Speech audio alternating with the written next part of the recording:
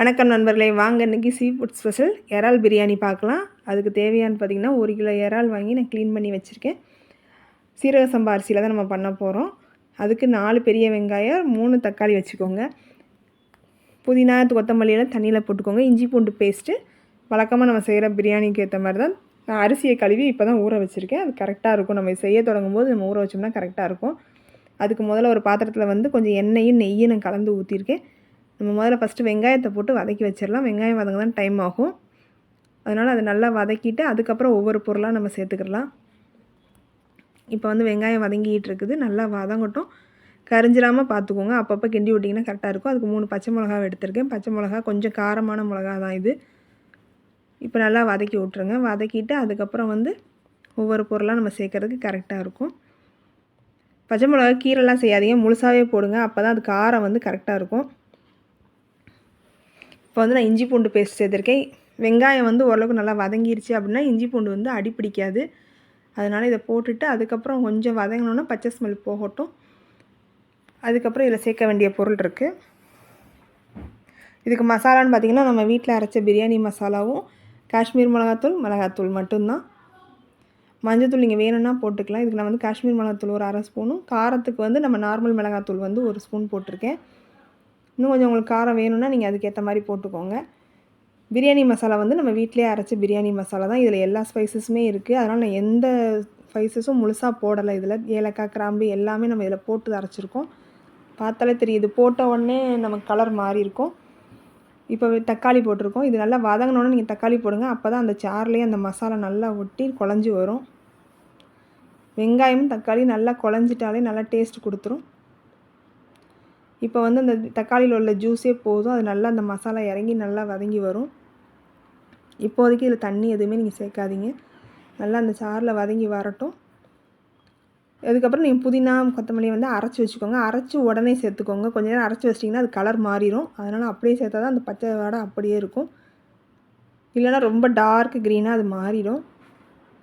ஒரு கைப்பிடி புதினா, ஒரு கைப்பிடி கொத்தமல்லி சேர்த்துக்கோங்க, போதுமாக இருக்கும். லாஸ்ட்டு ஒரு 10 போல் புதினா தனியாக எடுத்து வச்சுக்கோங்க. அது மேலே அந்த ஃப்ளேவருக்காக தூவுறதுக்கு தனியாக நான் எடுத்து வச்சுருக்கேன். இப்போ பார்த்திங்கன்னா எண்ணெய் பிரிஞ்சு வந்துருச்சு. இந்த ஸ்டேஜில் வந்து நீங்கள் இறாலை சேர்த்துக்கோங்க. இறாலை சேர்த்துட்டு நல்லா பரட்டி வதக்கி விடுங்க. சாஃப்டாக வெந்து வந்துடும். நான் இறாலில் வந்து மஞ்சத்தூள் போட்டு கழுவி வச்சுருக்கேன். அதில் உள்ளே இருக்கிறத கண்டிப்பாக சுத்தமாக க்ளீன் பண்ணிடுங்க. அப்போ தான் கரெக்டாக இருக்கும். இப்போ நல்லா எல்லா மசாலாவும் அது ஒன்று போல் இருக்குங்க. நல்லா கிளறி விட்டிங்கன்னா அது கொதிக்கிறதுக்கு கரெக்டாக இருக்கும். இப்போ பார்த்திங்கன்னா அங்கங்கே கொதிக்க ஆரம்பிச்சிருச்சு. தயிர் சேர்த்துக்கோங்க. நீங்கள் வெங்காயம் வதங்கும்போது உப்பும் சேர்த்து வதக்கி விட்டுருங்க. அப்போ தான் இருக்கும். இப்போ தயிர் இதுக்கு தேவையானது பார்த்திங்கன்னா நம்ம 10 ரூபா பாக்கெட் தயிர் இருக்கு இல்லையா, அந்த மாதிரி இது வீட்டு தயிர் கொஞ்சம் புளிப்பு இருக்கும். நான் அதனால் கொஞ்சமாக சேர்த்துருக்கேன். நீங்கள் 10 ரூபா பாக்கெட் வந்து ஒரு பாக்கெட் அளவு 50 கிராம் அப்படி ஊற்றிக்கோங்க, கரெக்டாக இருக்கும். புளிப்பு ரொம்ப வேணும் அப்படின்னா நீங்கள் தக்காளியில் கூட இன்னொரு தக்காளி சேர்த்துக்கலாம். லாஸ்ட்டு லெமன் பிழிஞ்சு கூட ஊற்றிக்கலாம். இப்போ நான் பக்கத்தில் பார்த்திங்கன்னா இந்த இதுக்கு தேவையான தண்ணியை வந்து அளந்து கொதிக்க வச்சுருக்கேன். இது நமக்கு ட்ரை ஆகிறதுக்குள்ளே தண்ணியும் கொதிச்சிருச்சு அப்படின்னா நமக்கு தாராளமாக பிரியாணி தம் போடுறதுக்கு ஒரு 10 நிமிஷத்தில் நம்ம போட்டுடலாம். தண்ணியும் நீங்கள் அரிசியில் உள்ள தண்ணியை நல்லா வடித்து வச்சுக்கோங்க. இந்த மாதிரி வடிகட்டியில் போட்டு வடிச்சிட்டிங்கன்னா தண்ணி சுத்தமாக வடிஞ்சிரும். அப்போ தான் நம்ம அளந்து ஊற்றும்போது தண்ணி வந்து கரெக்டாக இருக்கும். தண்ணி கரெக்டாக இருந்துட்டாலே பிரியாணி வந்து நல்லா சாஃப்டாக உதிரியாக வந்துடும். சீரக சம்பாவை வந்து நம்ம எப்படினாலும் கிளறிக்கலாம். பாஸ்மதி ரைஸ் தான் கிளறும்போது உடஞ்சிரும். அதுதான் நம்ம பார்த்து பரட்டணும்.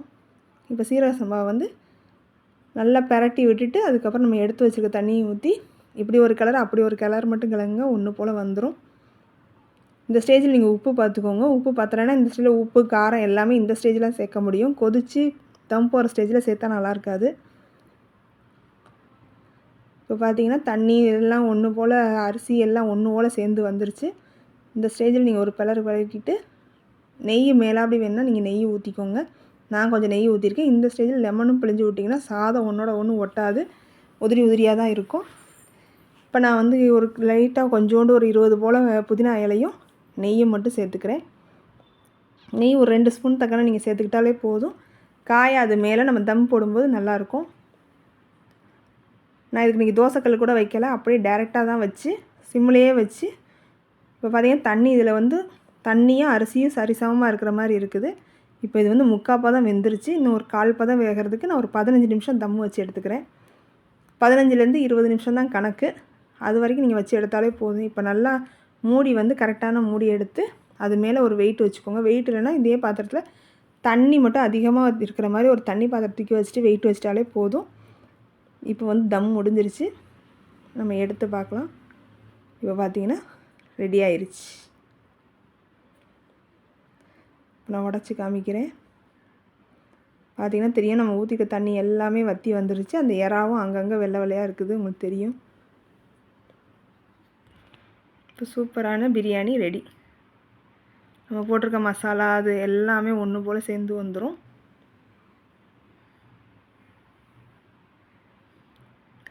சூப்பரான பிரியாணி ரெடி. பார்த்திங்கன்னா தெரியும், நல்லா உதிரி உதிரியாக சூப்பராக வந்துருச்சு. இந்த மாதிரி வீடியோஸ் பார்க்குறதுக்கு என் சேனலை சப்ஸ்கிரைப் பண்ணுங்கள், லைக் பண்ணுங்கள், கமெண்ட் பண்ணுங்கள். தேங்க்யூ.